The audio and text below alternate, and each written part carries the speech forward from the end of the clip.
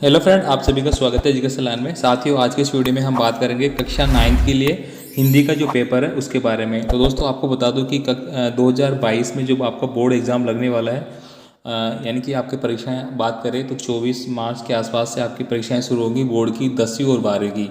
उसके बाद अप्रैल में कक्षा जो भी आपकी 6, 7, 8, 9 और 11 के जो छात्र हैं उनकी परीक्षाएं शुरू हो जाएगी। तो 2022 एग्ज़ाम के लिए साथियों, यहाँ पे मैं आपको क्लास 9th के लिए हिंदी का एक सैम्पल पेपर, मॉडल पेपर बताने वाला हूँ। और आपको इसको पेपर को अच्छे से पढ़ना है और प्रीवियस ईयर के पेपर के आधार पे क्वेश्चन है। और साथ ही आपके यहाँ से पेपर में क्वेश्चन बनने के चांस है, इसलिए आप पूरा इसको देख लीजिए। यहाँ पे देखिए, अगर मैं सबसे पहले बात करूँ, निम्नलिखित अपठित गद्यांश को पढ़कर आपको प्रश्नों के उत्तर देने हैं। तो आप यहाँ पे देखिए, आपको एक गद्यांश पढ़ना है। कर्तव्य पालना और सत्यता में बड़ा घनिष्ठ संबंध है। जो मनुष्य अपना कर्तव्य पालन करता है वह अपने कार्यों और वचनों में सत्यता का भी वर्णन रखता है। चलिए अब इसके क्वेश्चनों के बारे में बात कर लेते हैं। तो अगर इसको आप स्पष्ट तौर से देखेंगे तो यहाँ पे लिखा हुआ है कौन सा क्वेश्चन कहाँ से लेके कहाँ तक जिसका आंसर है। ये देखिए, यहाँ पे टिक मार्क किए गए हैं, 4 लिखा गया है, 3rd लिखा गया है, इस तरह से। तो यहाँ पे देखिए, गद्यांश का उपयुक्त शीर्षक क्या है। तो शीर्षक की अगर बात की जाए तो इसमें कर्तव्य की बात की गई है, तो ये कर्तव्य का आपका शीर्षक हो गया। संसार में मनुष्य को सफलता दिलाने वाली वस्तु क्या है। तो इसके लिए अगर आप यहाँ पे पढ़ेंगे तो इसका भी आंसर आपको यहाँ पे मिल जाएगा। अगर हम बात करें, यहाँ पे देखिए, अच्छे कार्यों को करता हूँ, सत्यता की एक ऐसी वस्तु है जिससे इस संसार में मनुष्य अपने कार्यों में सफलता प्राप्त कर सकता है। ठीक है, तो यहाँ पे क्या दिया गया है, सत्यता। सत्यता के आधार पे आप क्या करते हैं, सफलता को प्राप्त कर सकते हैं। मनुष्य को अपने कार्यों में किसी ऊंचा स्थान देना चाहिए, किसी ऊंचा स्थान देना चाहिए। तो इसका भी यहाँ पे वर्णन दिया गया है। आप यहाँ पे इस पढ़ेंगे, देखिए लास्ट वाली लाइन है, ठीक है, सफलता पा सकता है। इसलिए हम लोगों को अपनी कार्य में सत्यता को सबसे ऊंचा स्थान देना चाहिए। तो ये आपका आंसर मिल जाता है यहाँ पे 3rd का। 4th की बात करें यहाँ पे, तो झूठ की उत्पत्ति के कारण क्या है। तो झूठ की उत्पत्ति के कारण का आंसर आपको यहाँ पे दिया गया है। यह देखिए आप, झूठ की उत्पत्ति पाप, कुटिलता और कायरता के कारण होती है। तो इस तरह से साथियों, आपको सभी प्रश्नों के आंसर यहाँ पे दिए गए हैं। विलोम शब्द आपको लिखने हैं, झूठ का लिखना है और साथ ही उचित, सत्यता, इनका आपको विलोम शब्द लिखना है। तो आप लिख सकते हैं, झूठ का सत्य हो जाएगा, उचित का अनुचित हो जाएगा, सत्यता का क्या हो जाएगा, आपका विपरीत। ठीक है, आगे देखिए यहाँ पे क्वेश्चन नंबर 2 साथियों, निम्नलिखित अपठित गद्यांश को पद्यांश को पढ़कर पूछे गए प्रश्नों के उत्तर आपको देना है। वह असल में गांधी था, उस गांधी का था जिसने हमें जन्म दिया। तब भी हम आंधी तूफान को ही देखा था, गांधी को नहीं। वे तूफान और गर्जन के पीछे बसते थे। सच तो यह है कि अपनी लीला में तूफान और गर्जना को शामिल होते देख वे हंसते थे। इस तरह से यहाँ पे वर्णन किया गया है। अब सबसे पहले देखिए यहाँ पे प्रस्तुत पद्यांश का उपयुक्त शीर्षक क्या है। तो शीर्षक आपको यहाँ पे लिखना है क्या, शीर्षक किसके बारे में बताया गया है, गांधी जी के बारे में। आगे देखिए, यहाँ पे अगला क्वेश्चन है, गांधी जी के जीवन में किनका समन्वय बताया गया है। तो यहाँ पे अगर बात करें हम, तो इसका आंसर आपको कौन सी लाइन में दिया गया है। आप यहाँ पे देखिए, वे तूफान और गर्जन के पीछे बसते थे वह। तो यहाँ पे ये तो 3rd वाला हो गया, नीचे 4th वाला दिया गया है। 2nd वाला आपको इसको समझ के देना है, वे किसके पीछे बसते थे। तो यहाँ पे देखिए 3rd वाले का आंसर, वे तूफान और गर्जना के साथ पीछे बसते थे। तो ये आपका 3rd का आंसर हो गया। 4th की बात करें, गांधी जी को किस बात में हंसी आती थी। तो यहाँ पे देखिए, ये लाइन यहाँ पे दी गई है, अपनी लीला में तूफान और गर्जन को शामिल होते हुए देख हंसते थे। तो ये आपका आंसर हो गया। क्वेश्चन नंबर 5 है, वह प्रस्तुत पद्यांश में गांधी जी ने क्या संदेश दिया है। तो यहाँ पे जो संदेश दिया गया है इसको आपको पढ़ना है, जैसे कि तब भी हमने आंधी तूफान को नहीं देखा, गांधी को नहीं देखा, वे तूफान गर्जना के पीछे बसते थे। मतलब आज़ादी के समय जो गांधी जी ने कार्य किए थे उनके बारे में यहाँ पे वर्णन किया गया है। ठीक है, उनका वर्णन है यहाँ पे।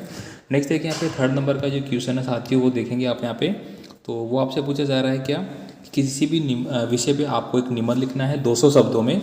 तो यहाँ पे पर्यावरण प्रदूषण के उपाय और रुकने के कारण हो गया, जल संरक्षण हो गया, नारी शिक्षा का महत्व, स्वच्छ भारत मिशन। ठीक है, ये सारे काफ़ी इंपॉर्टेंट है। इसके अलावा आप एक वर्ड ऐड कर लीजिए यहाँ पे, जो आपकी महामारी चली थी अभी, ठीक है, महामारी के दौरान ऑनलाइन शिक्षा या महामारी के दौरान शिक्षा। ठीक है, तो शिक्षा पे क्या प्रभाव पड़ा है कोविड-19 के कारण, तो इसके बारे में पूछा जा सकता है और ये शायद लगातार पूछा जा रहा है अभी तक। आगे देखिए, यहाँ पे क्वेश्चन नंबर 4 है, अपने मोहल्ले में व्याप्त गंदगी के संबंध में नगर पालिका के अधिकारी को एक शिकायती पत्र आपको लिखना है। या फिर आप लिख सकते हैं अपने विद्यालय के प्रधानाचार्य को एक प्रार्थना पत्र लिखिए जिसमें शुल्क मुक्ति हेतु निवेदन किया गया है। यानी कि आप अपनी फ़ीस देने में असमर्थ है, आप तो गरीब परिवार के हैं, तो आप अपने प्रधानाचार्य को एप्लीकेशन लिखेंगे कि मुझे क्या है फ़ीस देने में दिक्कत है, मैं गरीब परिवार से बिलोंग करता हूँ या जो भी आपका कारण है, और मुझे फ़ीस जो छूट है वो दी जाए। इसके बाद देखिए अगला क्वेश्चन है आपका क्वेश्चन नंबर 5 है। यहाँ पे पूछा जा रहा है साथियों आपको उपसर्ग लगाकर 4 शब्द आपको बनाने हैं। तो उप लगा के आप बना सकते हैं, ठीक है। तो जैसे क्या क्या बना सकते हैं, जैसे अप लिया गया उप, ठीक है। तो उप प्लस मान उपमान हो जाएगा यहाँ पे, ठीक है। उप प्लस हार उपहार हो जाएगा। इस तरह से आप 4-5 शब्द बना सकते हैं। संज्ञा व सर्वनाम में भेद आपको बताना है। साथियों किसी भी व्यक्ति के जो नाम वगैरह होते हैं उनको अपन संज्ञा के लिए यूज़ करते हैं, और सर्वनाम क्या होता है, उनके स्थान पर प्रयुक्त किए जाने वाले। जैसे कि मैं बात करूँ, मैंने लिखा कि राम स्कूल जाता है, ठीक है। आपने ये लिखा एक लाइन। अब आगे आप इसी लाइन को आगे लिखना चाहते हैं और भी, तो इसको क्या लिखेंगे कि वह रोज़ खाना खाता है शाम को 6 बजे। इस तरह से तो राम की बात हो रही है, तो राम के लिए अब सेकंड बार क्या यूज किया गया है, वह यूज किया गया है। तो यहाँ पे ये क्या हो जाएगा, राम तो क्या हो गया यहाँ पे संज्ञावाचक, और सर्वनाम हो गया वह जो इस पर प्रयुक्त किया गया है उसके स्थान पे। निम्न शब्दों में भाववाचक संज्ञा बनाइए। अब दोस्तों भाववाचक संज्ञा आपको बनानी है यहाँ पे। तो सबसे पहले आपको दिया गया है मित्र, तो मित्र का बनाना है। भारत का भारतत्व बन गया, लघुत्व, हरा, इस तरह से इनका आपको बनाना है अलग अलग। इसके बाद देखिए यहाँ पे विलोम शब्द आपको लिखना है। तो यहाँ पे किस किस का विलोम शब्द दिया गया है, पवित्र, मृत्यु, देशी और स्वर्ग, इनके आपको क्या करना है, विलोम शब्द लिखना है, ठीक है। देशी का विदेशी हो गया, मृत्यु का जैसे मृत्यु हो गया तो जन्म हो गया, स्वर्ग का क्या हो गया, नरक हो गया, पवित्र का अपवित्र हो गया। इस तरह से आपको लिखने हैं। और आपको ध्यान रखना है कि ये शेड्यूल आपका एग्जाम में रहने वाला है, आपको इन टॉपिकों को तो पढ़ना ही पढ़ना है। आगे देखिए क्वेश्चन नंबर 9 है साथियों, निम्न शब्दों के 3-3 पर्यायवाची शब्द आपको लिखने हैं। अब यहाँ पे कौन कौन सा पूछा गया है, पहली बात करेंगे अपन पृथ्वी की। तो पृथ्वी को आप क्या क्या बोल सकते हैं, पृथ्वी को आप धरा बोल सकते हैं, आप वसुंधरा बोल सकते हैं, ठीक है। वसुंधरा भी पृथ्वी को ही बोलते हैं, ठीक है। भूमि बोल सकते हैं। इस तरह से 3 बता दिए मैंने। इसके बाद बात करेंगे यहाँ पे पानी। तो पानी का आप क्या लिख सकते हैं, आप पानी का क्या क्या लिखेंगे यहाँ पे, सबसे पहले आप लिख सकते हैं जल लिखेंगे आप, फिर आप नीर लिखेंगे, फिर तोय हो गया, फिर अम्बु हो गया। ये क्या है, सब पानी के पर्यायवाची है। आगे 10 नंबर का क्वेश्चन है, निम्नलिखित में से शुद्ध शब्द छांटकर आपको लिखना है। तो यहाँ पे देखिए कवित्री दिया गया है, कवित्री कवित्री कवित्री। तो चारों में से कौन सा सही होगा वो आपको यहाँ पे बताना है। आगे देखिए भागीरथी, हस्ताक्षर, सदृश्य और हिरण। तो यहाँ पे क्या हो जाएगा, आपको शुद्ध छांट के बताना है। तो भागीरथी नहीं, भागीरथी हो गया, तो हस्ताक्षर हो गया, इनको आपको बताना है शुद्ध कौन सा है। इसके बाद देखिए इक तथा कार प्रत्यय लगाकर 2-2 नए शब्द बनाने हैं। अब इक की बात करें तो पहला तो अपन बना सकते हैं समाज प्लस इक, तो ये क्या बन जाएगा आपका सामाजिक, ठीक है। ये क्या बन गया आपका सामाजिक एक। तो और ऐसे प्रकार से आप और भी बना सकते हैं। कार की बात करूँ मैं यहाँ पे कार शब्द के बारे में, तो कार किस में लगाएंगे आप,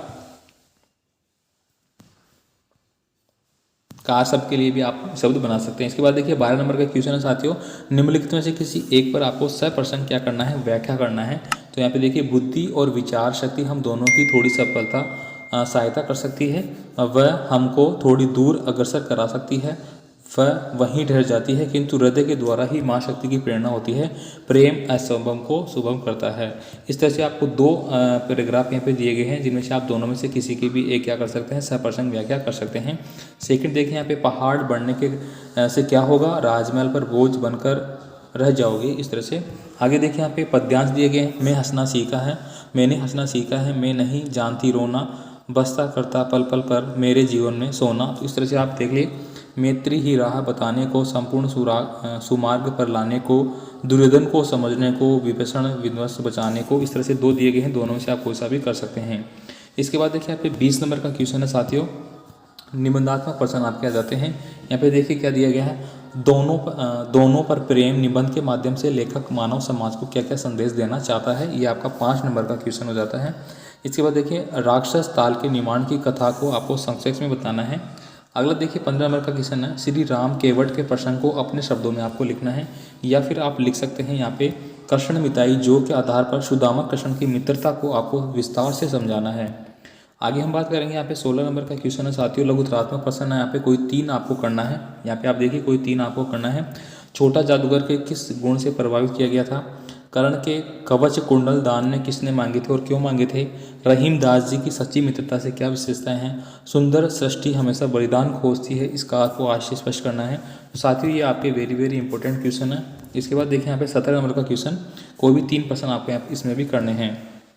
यहाँ पे देखिए दीन दुर्बल का दिल दुखाना भगवान का मंदिर डलाना है, मोको कहा ढूंढे बंदे, पद में कबीर ने क्या संदेश दिया है, मीरा की भक्ति की विशेषताएं, जोशादा हरी, इनमें से आप कोई सा भी कर सकते हैं। 18 नंबर का देखिए नींव की ईंट और कंगूरा किन लोगों के सूचक है, ये वेरी वेरी इंपॉर्टेंट है। ठीक है, इसके बाद देखिए कबीर के ने गुरु का क्या महत्व बताया, ये भी वेरी वेरी इंपॉर्टेंट है।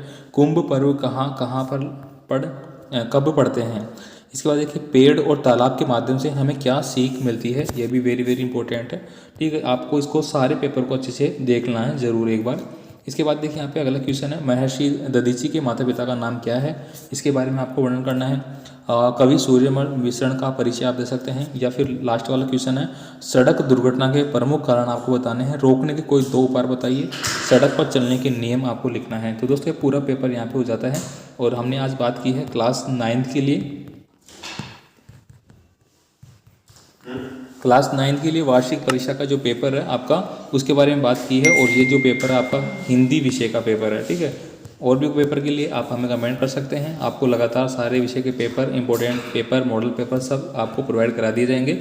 साथ ही इस पेपर का अगर आपको PDF फाइल चाहिए तो PDF फाइल के लिए आपको हमारा टेलीग्राम ग्रुप है, फेसबुक ग्रुप और वेबसाइट है, तीनों का लिंक डिस्क्रिप्शन बॉक्स में मिल जाएगा, वहाँ से आप इसको डाउनलोड कर सकते हैं। ठीक है, मिलेंगे फिर एक और नए पेपर के साथ नई वीडियो में, तब तक के लिए।